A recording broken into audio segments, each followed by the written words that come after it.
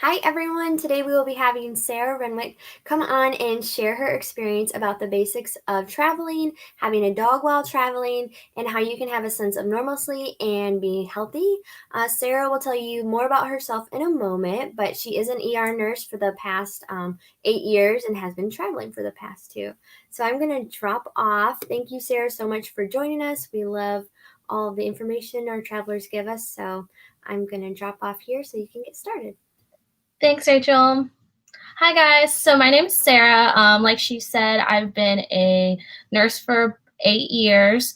Most of that's been ER. My first job was med surg, and then I switched to ER. And then I'm coming on my 2-year anniversary of being a travel nurse. Started in 2018 at the end in a December contract, and I just haven't looked back. I absolutely love it. It gives me a great lifestyle and freedom that I never knew that I could have. So a little about me. I'm from Florida, was born and raised there, and then became a nurse there. Probably 3 years into my career, I went to ENA, which is a nursing conference, like specifically for emergency nurses, and got recruited to move to Houston, Texas at one of the hospitals in the medical center. Stayed there for a little bit and bounced around hospitals. And then eventually how I became a traveler is as we all know, nursing can be mildly cliquey. There is a thing that they say they eat their young and all that stuff, and some of those things are sadly true. And I felt like at my last permanent job that I wasn't going to be able to succeed because I felt that there was a clique that was involved and I wasn't a part of it. And I felt like I was never going to advance and become in charge or in management or anything like that.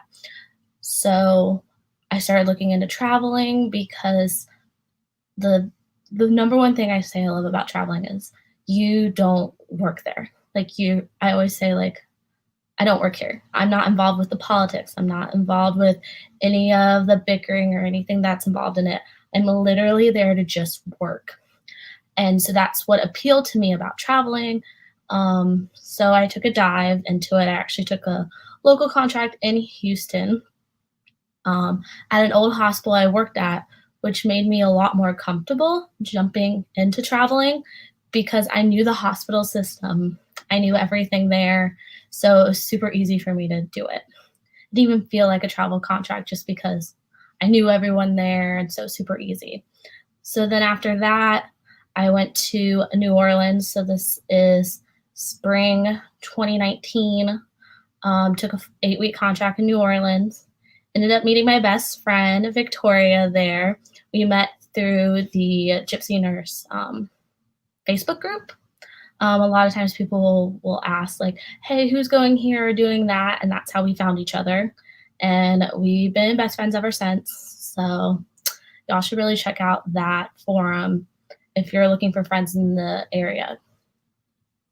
So that assignment was a little hard for me because it was really the first assignment. I felt kind of lonely. I mean, I did have Victoria, but I was so used to having a big group of friends and always knowing what to do and all this stuff. So it was a little difficult for me, but I'm happy I pushed through it. And then my next assignment was summer. I spent it in Tahoe. I was at Reno. I was at Renown. Learned a lot from that assignment. I learned that, you just say yes, ma'am, no, sir.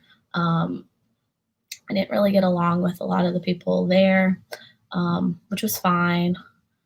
After that, I went to Southern Oregon for the fall and worked in Medford, Oregon. I could not highly recommend that assignment. I loved it. I lived 20 miles south in Ashland, Oregon. Loved it. It was the most beautiful little mountain town. It had a bunch of wineries, everything. I was in love with that assignment. And also I learned what unions were when I went out to Oregon. I remember the first time I got an uninterrupted break. I was so confused. I didn't understand what I was supposed to do. Like, you mean I have to leave the unit and not do anything? It was mind blowing after being at that time a nurse for 7 years and never really having a break, and it almost being looked down upon you to take a break. Um, After that, I went to LA for the winter last year. That's where I was last year, um, which was really cool. I honestly recommend that if you're going to be a new traveler, maybe do a winter assignment in California because that's usually where the money is. You get winter rates, you get paid a lot more, and then there's usually a ton of travelers. And that's what happened with me. I started in the Valley at Panorama City, and there were 5 other nurses that started at the same time with me at the ER. And that was super cool because I already had a set friend group. And then travel nursing is a very small community. Once you're in it for a while, you'll notice the same people like end up in the same places. So a lot of people I had worked with all ended up in LA. Like a guy from my first assignment, Victoria, ended up in LA. And then my friend Taylor, who was already in Southern Oregon, ended up being in LA at the same time. So it was super great. So I already had like a community of people already. Yeah, I definitely think you need to head to Oregon. I see a comment. I absolutely loved it. The cost of living in Southern Oregon is a lot less than living up in Portland. So, and you still get the whole vibe in the Union, and Portland's only like what, a 3-hour drive from Southern Oregon, so totally worth it. So yeah, so then I was in LA, stayed there for a little bit. I went to Riverside, California, which I actually got canceled from that assignment because it was right when the pandemic was hitting, and there was this weird policy where people didn't want to give out masks. Like hospital administration were telling people not to wear masks. I don't know if you guys heard about like the controversy in LA with Kaiser not wanting to give out PPE. One of my friends was actually working at one and he ended up contracting COVID in the ER because there was this whole thing of we're not giving out N95s because there was still some like, do we actually need them to protect us at that point? So one of my really good friends got COVID, and I asked for a mask at the hospital I was at, and they told me no. And I said, I want a mask. And so basically, I got in a mild argument with one of the charge nurses, and I got fired. But worked out really well for me because they were doing a COVID contract in San Francisco. And so I ended up going to San Francisco. Was it March or April? I think it was April. And I was making $5K a week for 2 months in San Francisco. I was working at their level 1 trauma center in the city. It was very interesting. I liked it. I'm not the biggest fan of San Francisco as a city. I've been told that if it wasn't COVID, I would have loved San Francisco, but the whole city was shut down. My life literally consisted of me driving to and from work and then occasionally escaping and going down south to going to the beaches occasionally.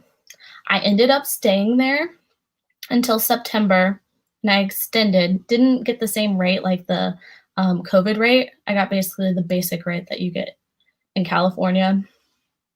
And the main reason was, I don't know if anyone's watching here is a traveler or, but there were no jobs for anybody in the summer being a traveler if you weren't ICU. No one was coming into the ER. A lot of stuff about ER nursing is basically half the time it's things that they could have gone to their primary care doctor for, and probably 25% of the time the patients you get are people that are actually really sick and they needed to come in. So none of the non-emergent things were coming in, only people that were really sick. So they didn't need me. They didn't need travelers. So that was why I stayed there longer. And so now I'm currently in Washington, D.C. I absolutely love it here. am currently at Howard University Hospital. I like it. They are unionized, so I get an hour lunch break, which just you could be having the worst morning ever, and then someone gives you an hour lunch break, and you come back and you're just re-energized completely. But yeah, so I've been here since September. The only reason I'm here is because they are currently doing pandemic licensing, which not a lot of states are currently still doing, but they were doing it a lot during the beginning of the pandemic. So what that means is as long as you have a nursing license anywhere, you can be a nurse there. So I currently don't have a DC license, but because the DC mayor extended the pandemic licensing, I am here, and I'm here until the end of the year because that's when it ends. Now, if they were to continue it, I would consider staying because they are paying me a really good amount of money considering this is the East Coast. The East Coast does not pay as much as the West Coast. So I'm actually getting paid more here in DC than I was in San Francisco. So, and the cost of living, I have my own studio apartment for the same price that I was paying in San Francisco to have a 3-bedroom, 1.5 bath that I was sharing with 2 other people. So really like DC. Oh, and thanks, Steven. I am happy you like the information. I guess that is my story. As for the future, I don't think I will stop traveling anytime soon. The notion I always say is I will stop being a traveler when I fall in love with a noun, a person, place, or thing. I would like to have at least 2 of those things to make me stop traveling. So far, I haven't. I've loved a place but hated the hospital, or loved the hospital, absolutely couldn't live in the city that I've been in. So it's been a great journey. Cooper, come here. I want to introduce you guys to my doggy. Come here, puppy. This is my dog, Cooper. He is a wire-haired terrier, and I've been traveling. Look at my face. I've been traveling with him the whole time, besides one assignment, because I couldn't find housing for a dog, so I left him with my mom for New Orleans. But I travel with him. People always ask if it makes it harder, or basically having a dog cuts your housing options in half, which can be a little frustrating. But yeah, he has his Christmas bandana on. It can make it a little bit harder to find housing, but I don't think it makes it harder in general. I mean, the first thing I do when I move to a new city is I find a dog walker for him, which is what I would have done anyway when we lived in Houston. I had dog walkers too that would walk him during my shifts. So nothing really changed. As for my dog, he's used to it. Usually the first couple days he sometimes doesn't eat as much, but he's fine. Like, he knows where our house is. He loves his walks. He loves the dog park nearby. So, I mean, I think he really loves the dog walks.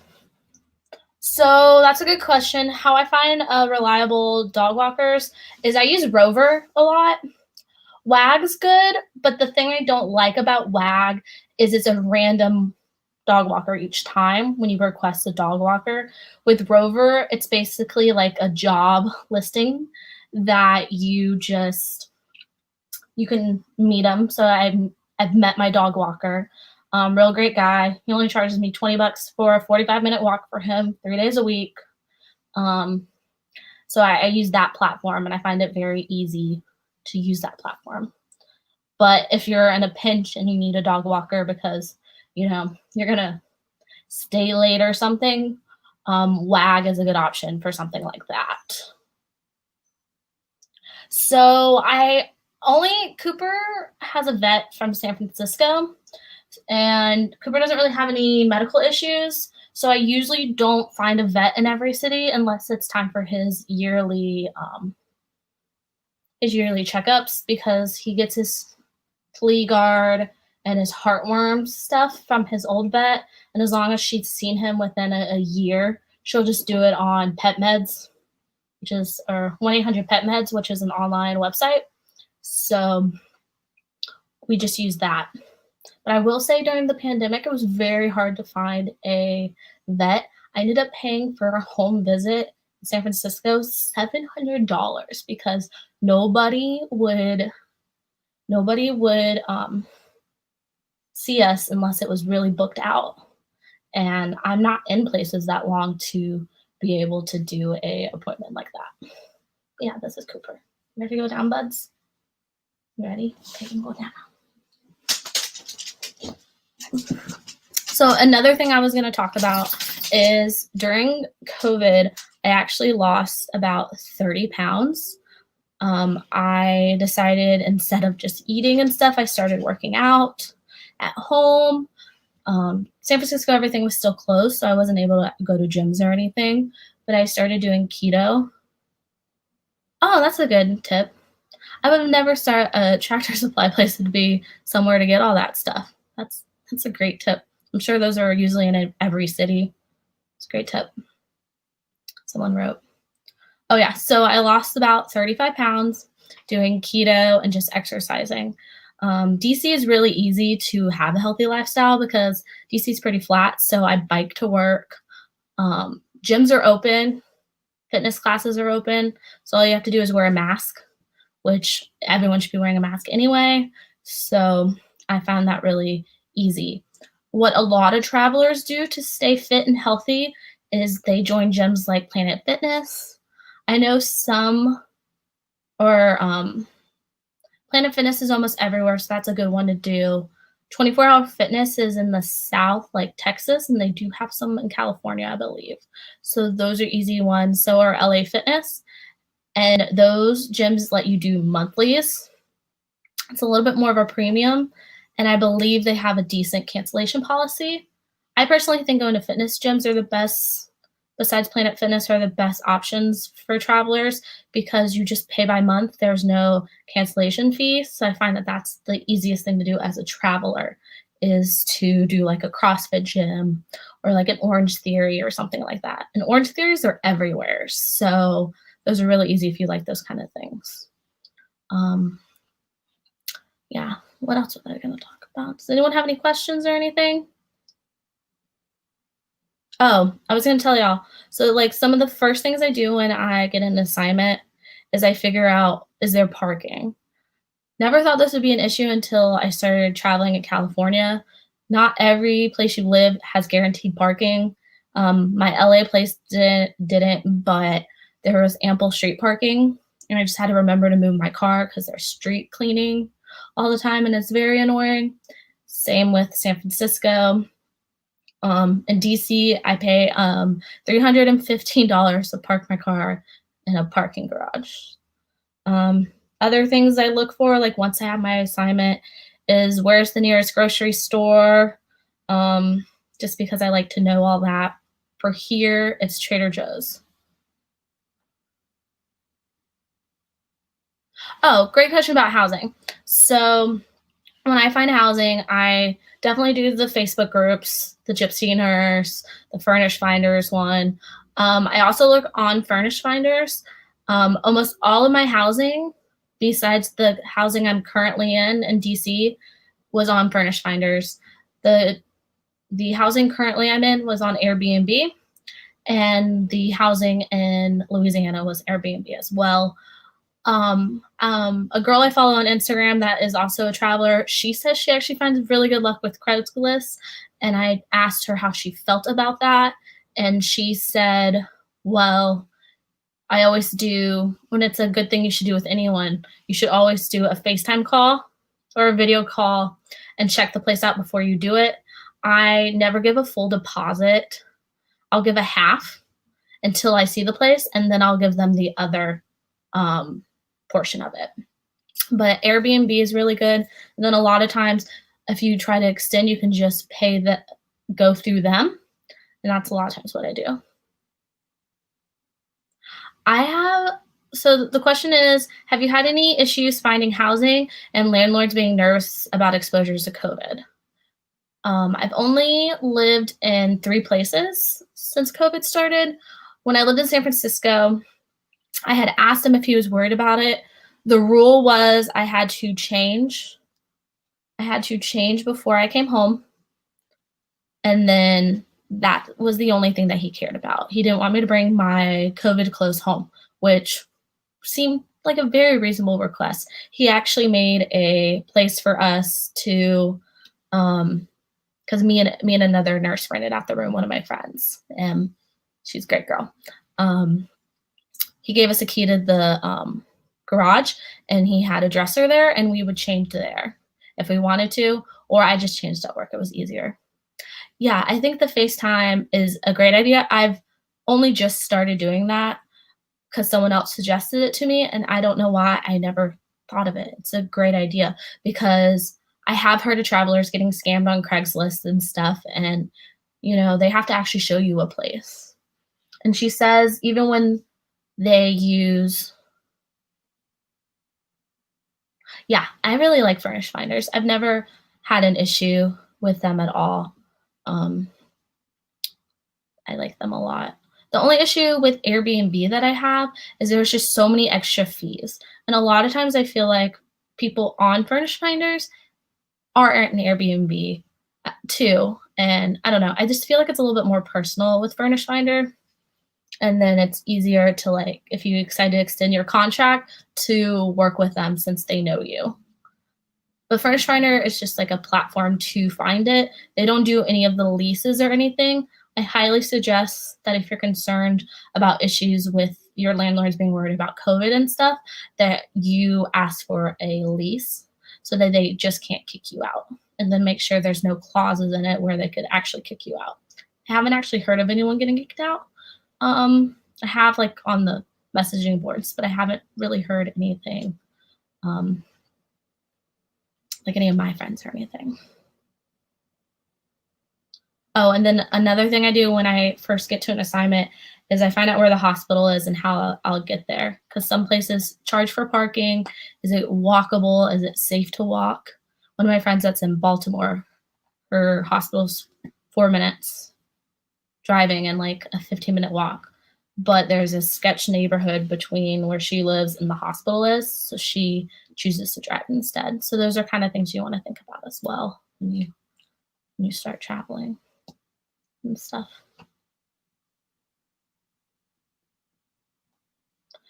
So the question is, do you always go through an agency or have you booked a contract directly through an HR?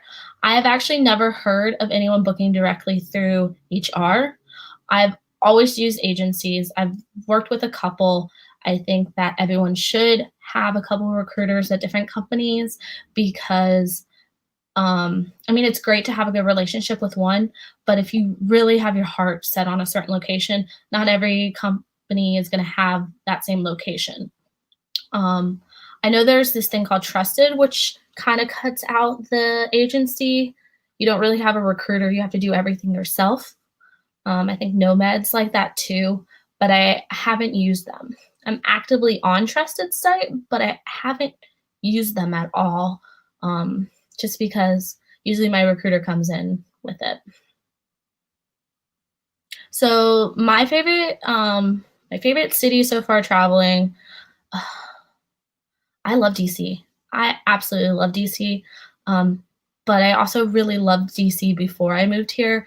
I love the walkability factor. I love the fact that you don't have to own a car here. I think that's amazing. I can walk to work. I can walk to the grocery store. There's always something going on here. I loved LA. LA is very traveler friendly. There are always a ton of travelers in that area. So if you reached out on like the Gypsy Nurse page and asked them to, if anyone wanted to hang out, you will get, surely will get someone to say, hey, yeah, let's go to a basketball game or let's go to the beach. Loved LA. Weather's great, pay's great, unions are great. California just, it's true what they say, like California is where travel nurses go to die, or a lot of travelers I know only travel in California and just like move around from there because the pay is so good. They treat their nurses so well. Why would you want to leave? It was really hard for me to leave California, honestly. My least favorite place was probably Reno and San Francisco. Reno just because I really like the city, and Tahoe is not that close. It's still like an hour drive to get to like South Tahoe, which was my favorite area. Oh, I'm an ER nurse. I have been an ER nurse I've been a nurse for 8 years, but I've been ER for about 6.5. I love being an ER nurse. I love trauma, but as a traveler, yeah, it's cool to like want to go to a level 1 trauma center, but just know that 9 out of 10 times they're not going to let you work the traumas. They're not going to let you do that. You're going to be taking care of the less sicker patients until you prove yourself, and they'll give you like the sicker rooms. That's how it at least works. I don't know how it works in ICU, but like in ER, usually as a traveler, you don't get the code rooms or the recess rooms and all that stuff. They usually give you like the psych rooms or the assignments that people don't want. But once you prove yourself. So yeah. So in New York, I won't go to New York. I have heard about the awful ratios that you have. And I mean, I would love to live in New York City, but I just don't think that I could do the ratios that y'all do. I don't know. Bless your heart. I don't know how you do it. Currently, where I'm working in DC, the ratio is 5-1, but it's 5-1. Usually, I don't get 5. I'll get 4 patients. But it's usually will be like 3 actual sick patients and then 2 hallway patients. So they'll usually be like your PCP, your drug patients that were basically just found down because they were drinking too much or something. And then eventually when they wake up from their nap, they'll be like, I'm out of here. So then they'll leave.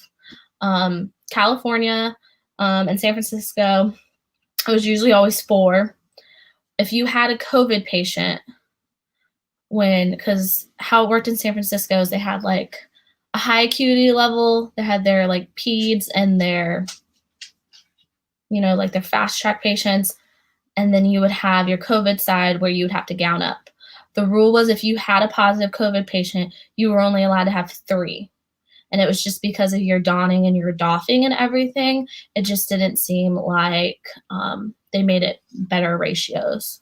But most places I've worked, like in Texas and Louisiana, it's 5 to 6 patients, almost always. In Florida, we did this thing called team nursing because we had a lot of new grads. And so what they would do is they'd put an experienced nurse with a new grad, and you would team on 8 patients. So technically, that whole group of patients would be yours, but like 8 or 9 patients sometimes, I think. It's been so long since I worked in Florida, honestly. But that's how they would do it. But if your partner sucked, you would be having to pick up the other parts. So that would really suck. I really wish that the rest of the country would get on board the way California is. But it sounds like it takes a lot of unions and I honestly don't know how they did it, but bless them for it. I think everyone should try to go to California, or not even just California. Oregon and Washington also have unions.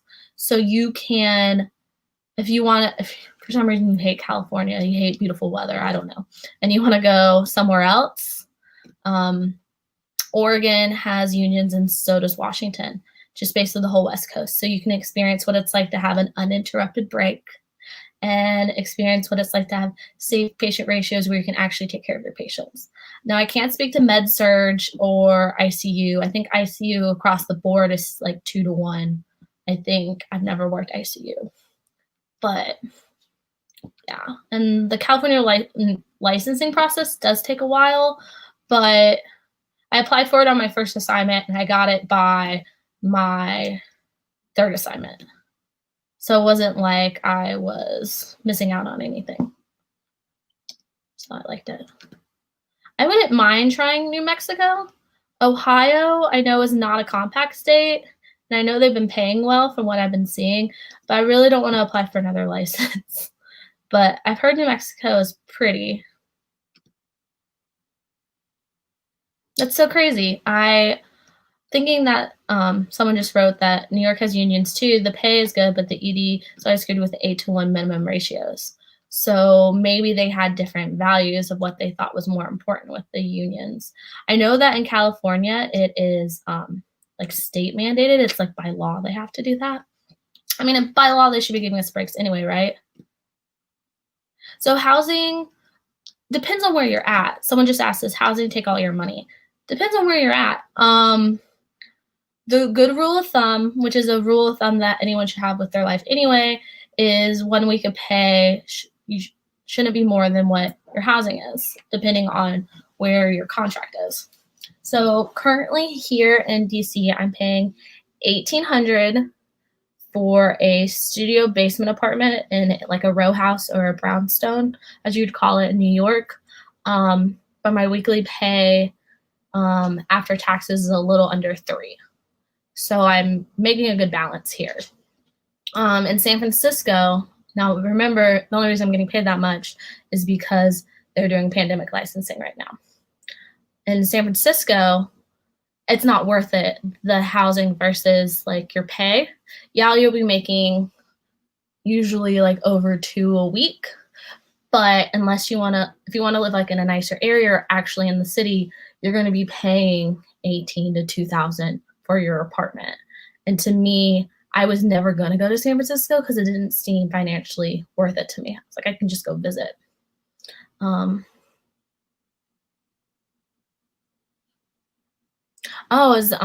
was saying that Albuquerque is having like good rates right now. I actually haven't. I did see one job for Roswell, I think it is, but I'm personally am trying to. I just did a cross country road trip from San Francisco to DC, and I honestly don't want to have to drive all the way back to the West Coast unless it's like an amazing contract that I couldn't give up, because it was a struggle. My old roommate was nice enough to help me drive, and we stopped in Flagstaff, and then we drove all the way from Flagstaff to St. Louis without stopping. And then we're going to keep on going. We made it to West Virginia. We basically went from Flagstaff to West Virginia without stopping. We stopped for touristy things, but we didn't sleep. We would take turns driving. I highly don't recommend that. Don't do it. It was awful. And so I really honestly don't want to do a cross-country road trip again. So working on reservations, I've heard can pay amazing, but the stories I've also heard make me not want to do it. I know a nurse that worked on one of the reservations, and they literally would have to drive her to and from work because of safety issues. And I don't know how much like money is worth it to me when it comes to that. Also, I heard that credentialing at like reservations can be very difficult and time consuming because you don't need a license in that said state, because I guess the hospitals that are there are with the government. Someone said to kind of think of it like a VA, I guess, ish. But so I don't know what that is. I lost my train of thought. Yeah, so to me, going to a reservation, I don't know.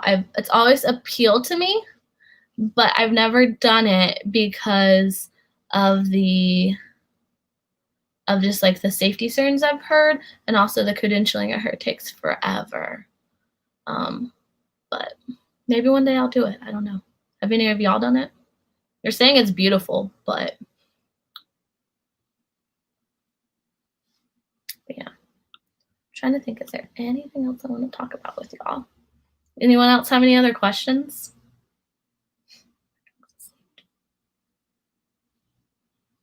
Oh, for people that maybe haven't. So I saw something on Instagram I thought was pretty interesting about housing right now, which may have been more of a I'm in DC right now. I'm in Washington, DC. I live like near DuPont area, which is like one of the nicer areas.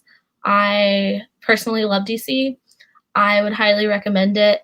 And if they continue the pandemic licensing, which is what I'm doing, which if you're new to the chat, basically they extended an emergency order in DC, so anyone can work here without a DC license.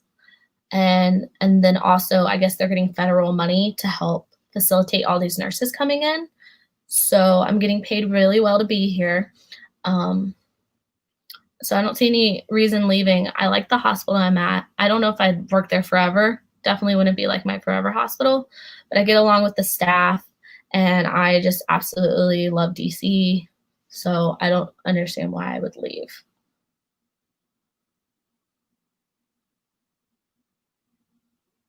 Oh, it's under the government of the, okay.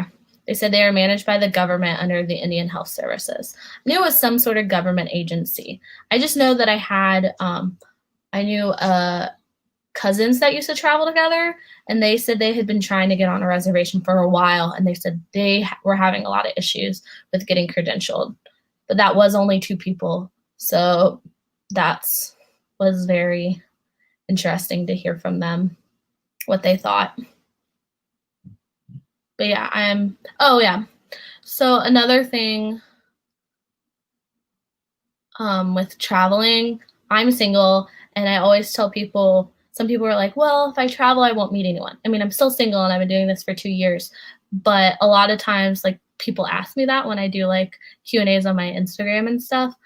Of course, I use apps, and you just have to be honest with people about what your expectations are. I usually tell them if I like you enough, I can always extend my contract, but I wouldn't do that if I didn't love a location. Like, I definitely wouldn't. Yes, Baltimore, I've heard, is not the safest. They're actually paying really well at Johns Hopkins right now, but the city, I've heard some areas are really nice, but you should always be doing research on a place that before you go on an assignment, that if it's not the best. Like, one of my friends, she went to a hospital and she didn't realize that they were going through like a joint commission, like CMS review. And I knew because I was from that area in Houston. I go, yeah, they're going through a whole thing. I go, if you would have literally just Googled that hospital and then like CMS or Joint Commissions or something, it would have popped up that they are going through all this auditing and everything. Because all that means is you have to go through a lot of extra stuff that management and everything's going to make you do. And while the hospital might be nice, like, do you really want to deal with that? And you should also be looking up safeties. Oh, no problem. You should also, I think everyone should try to be a traveler at least once. I say everyone should do one assignment at least once. Even if it's just like 2 hours from your house or whatever, everyone should do one because it gives you a sense of freedom. Like, the reason I absolutely love being a traveler, besides the main reason I said in the beginning, is I don't work there and I don't have to deal with the politics. That's honestly what I love about it. The pay is amazing. I honestly don't know how I could never go back to Florida and make like this amount of money ever. Not saying that travelers just make like a buku amount of money. Like, a lot of places you have to go either to the middle of nowhere or you basically have to stay on the West Coast to make like a ridiculous amount of money. But COVID has helped make a lot of money. Oh, so what made me jump into traveling? I said it in the beginning, but it was the very beginning. I worked at a staff job and I felt like I was complacent. I felt like there was a clique there. A bunch of these nurses always hung out and they always went out and partied with our manager, like one of the managers. And one weekend we were really short staffed and we realized that a lot of the staff was on vacation in Seattle with one of our clinical managers. And I was like, oh, so this is just the writing on the wall that this is how it's going to be. I probably won't get like promoted to trauma lead and all these things because I wasn't friends with these people, like very cliquey stuff. And so it made me realize, I was like, I remember talking to my mom at work one day. I was like, I think I want to be a traveler because then I don't have to deal with the politics. Like, I literally just come to work and I go home. I don't have to deal with any of the politics or the bureaucracy or anything at all that comes with being a staff nurse. And that's honestly the thing that keeps me doing this, because you'll hear like the rumors or something about what someone says or issues that people are having at work or something, and you know what you say? You say it in your head, of course. You go, well, I don't work here, so that's fine. It's fine that they're like whatever, or that charge nurse is whatever. Doesn't affect me because I will be gone in 10 to 13 weeks. It's fine. And I absolutely love it. You also have the freedom to be able to really go wherever you want. Also, never have to work a holiday ever again if you don't want to. There's no fighting with your coworkers to try to say, please let me have Thanksgiving off and I'll give you New Year's. You write it in your contract. Example for me, I extended my contract solely because I wanted Christmas off. I have the entire week of Christmas off. And I flew my mom. My mom's flying out here, and we're going to hang out for a whole week. You want to know the last time that I've spent Christmas with my mother? I can't even think of it. Maybe 3 years ago. When I was a staff nurse, I always worked holidays because it paid more, and I felt guilty for not working because I don't have kids. I never have to work another holiday in my life if I don't want to as a traveler. And I think that's fantastic. And that's what a lot of travelers do. A lot of travelers just take December off. They're just done with it. But yeah. And then I get to spend Thanksgiving with my mom too. I was able to afford to fly her out again because I'd rather her come up here than go to Florida. And yeah, it's really nice. I love it. Does anyone else have any other questions? Can't really think of anything else. Yeah.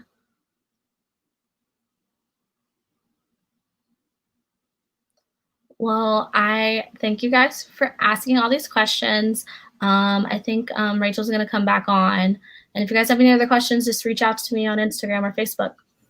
Yeah, thank you so much for joining. I put Sarah's Instagram at the very beginning of the conversation on the Facebook post, and then we will be sharing this as an article, so we'll be putting it on the website as well. So thank you so much, Sarah, for giving your experience. I love watching everything that you post on Instagram.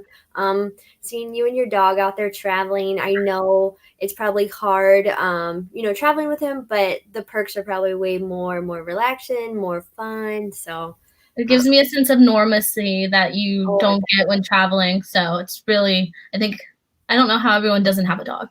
Yeah, it's like someone to come home to at least, where you're like, someone's happy to see me. But love it so much. Yeah. So yeah, thank you again, and enjoy that DC weather. She says it's really nice right now, good 60s. So, except it's raining, right? Yeah, it's raining right now, but maybe it'll stop once I go outside. Yep. All right. Well, thank you so much again.